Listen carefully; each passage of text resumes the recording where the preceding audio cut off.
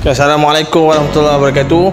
Sekarang saya berada di Stadium Bandaraya Pulau Pinang. Sebab apa kami main sini? Sebab kita ada sukan tahunan Sekolah Rendah Al-Ittaqan tahun 2025.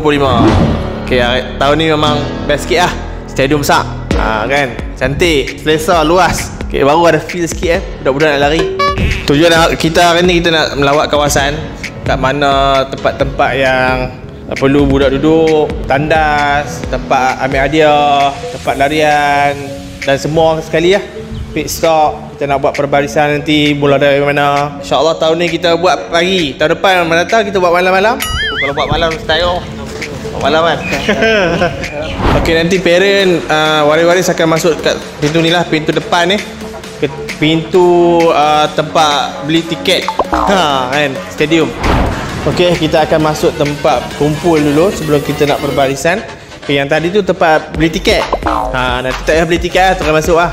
Ok, ayah had. Ok, lepas tu kita akan berkumpul di bawah ni dulu. Ok, dia di kawasan depan lah. Kat sini ada tempat parking, parent boleh parking kat sini.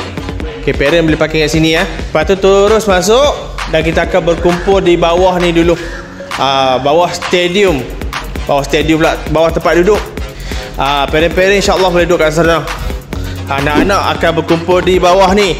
Di bawah ni. Lepas tu kita akan berbaris beramai-ramai, perbarisan. Ke bawah ni kita akan beratur ikut rumah sukan masing-masing lah. Okay. Okay, sini kalau kita tengok situ tempat VVIP Mereka kata kat sini bawah ni kita akan beratur ramai-ramai, berhimpun. Okay. Okay, lepas tu kita dah bersiap. Lepas tu semua rumah sukan akan beratur kat sini. Okay, parent-parent boleh duduk kat sana. Okay, parent-parent boleh duduk kat sana. Okay, kita beratur. Lepas tu kita akan bergerak mengikut rumah sukan masing-masing. Okay, feel kan? Tahun ni nampak macam feel loh. Duduk dekat Stadium Bandaraya Pulau Pinang. Okay, dekat atas ni parent-parent akan duduk menyaksikan perbarisan. Yang manakala murid-murid semua akan beratur untuk perbarisan lah, mengikut rumah sukan masing-masing. Lepas tu kita pun akan jalan di hadapan VVIP. Okay, tahun ni tema kita adalah airline kapal terbang. Alhamdulillah kita dah selesai dah lawatan tempat sukan tahunan Sekolah Rendah Al-Ittaqan 2025. Baik, kita dah survey dah tempat-tempat dia, kedudukan parent, pelajar dan VVIP.